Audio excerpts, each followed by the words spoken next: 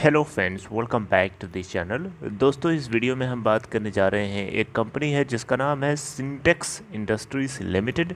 उसके बारे में हम बात करेंगे, लेकिन आगे बढ़ें उससे पहले आपसे रिक्वेस्ट करना चाहूँगा कि अगर आप चैनल को फर्स्ट टाइम देख रहे हैं, सब्सक्राइब करके बेल आइकन को हिट कर लीजिए ताकि आपको वीडियोज़ की नोटिफिकेशन मिलती रहे। और दूसरी चीज़ कि अगर आप डीमेट अकाउंट या ट्रेडिंग अकाउंट ओपन कराने के लिए इंटरेस्टेड हैं, डिस्क्रिप्शन बॉक्स में एक लिंक आपके लिए दिया गया है, आप चाहें तो देख सकते हैं। दोस्तों, सिंटेक्स इंडस्ट्रीज़ लिमिटेड की हम बात कर रहे हैं। देखिए, सिंटेक्स के नाम से दो कंपनीज हैं, सिंटेक्स इंडस्ट्रीज़ लिमिटेड और सिंटेक्स प्लास्टिक। सिंटेक्स प्लास्टिक की हम बात नहीं कर रहे हैं इस वीडियो में, सिंटेक्स इंडस्ट्रीज़ लिमिटेड की बात करने जा रहे हैं। अगर हम देखें लास्ट ट्रेडिंग सेशन फ्राइडे के दिन, तो 5.60 के ऊपर ओपन हुआ। ये इसका अपर सर्किट चल रहा है। इसका 52 वीक हाई 5.65 का है, जो कि बहुत करीब है। मंडे को ये भी टूटता हुआ आपको दिखाई देगा। 2.35 का इसका 52 वीक लो है। उसके बाद से लगातार आप देखें तो इसका 5.65 का हाई भी बना चुका है। हालांकि ये 0.65 के आसपास का भी लो बना चुका था मार्च के 2020 के अंदर, जब सारी कंपनीज के स्टॉक नीचे गिर रहे थे उस समय। लेकिन यहाँ पे इस 2021 के अंदर इसका 52 वीक लो 2.35 का है और हाई 5.65 का है। और इसके अंदर लास्ट ट्रेडिंग सेशन में टोटल वॉल्यूम अगर आप देखें तो 17,09,861 मार्केट कैप है इस कंपनी की 335 करोड़ रुपए। दोस्तों, सिंटेक्स इंडस्ट्रीज लिमिटेड, जैसा कि आपको पता भी होगा, ये टेक्सटाइल सेगमेंट से जुड़ी हुई एक कंपनी है। यानी टेक्सटाइल फील्ड में पहले से ये इन्वॉल्व है, टेक्सटाइल में ही इसका बिजनेस है। और आपको बताना चाहूँगा, मुकेश अंबानी की company Reliance Industries Limited Sintex Industries को खरीदने के लिए इंटरेस्टेड है। यानी एक पार्टनर है इनका, जिसका नाम अभी बताऊंगा। तो रिलायंस इंडस्ट्रीज़ लिमिटेड उनके उस पार्टनर के साथ मिल करके सिंटेक्स इंडस्ट्रीज़ के अंदर हाथ लगाने की पूरी तैयारी में है। आलोक इंडस्ट्रीज़ लिमिटेड एक ताज़ा एग्जाम्पल, और इस एग्जाम्पल है, आपको पता है आलोक इंडस्ट्रीज़ लिमिटेड भी bankruptcy process, insolvency and bankruptcy process से गुजर रही थी। वहीं से उसको पिकअप किया जेएम फाइनेंशियल्स के साथ मिल करके रिलायंस इंडस्ट्रीज़ लिमिटेड ने। तो यहाँ पे भी Sintex Industries insolvency and bankruptcy process से गुजर रही है, और इसको एक्वायर करने के लिए रिलायंस इंडस्ट्रीज लिमिटेड ने asset care and reconstruction enterprises limited यानी एकर के साथ में पार्टनरशिप करी हुई है।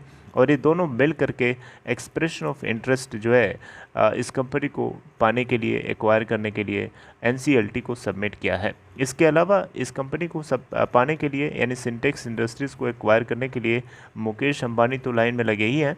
इसके अलावा और भी लोग हैं, जैसे कि बार्टे capital backed Aditya Birla asset reconstruction company है। इसके अलावा वेल्सपुन ग्रुप एंटिटी भी है ना। इसके अलावा कार्वल इन्वेस्टर्स हैं। ये ऐसे लोग हैं जिन लोगों ने इस कंपनी को एक्वायर करने के लिए एक्सप्रेशन ऑफ इंटरेस्ट शो किया है, यानी दिखाया है।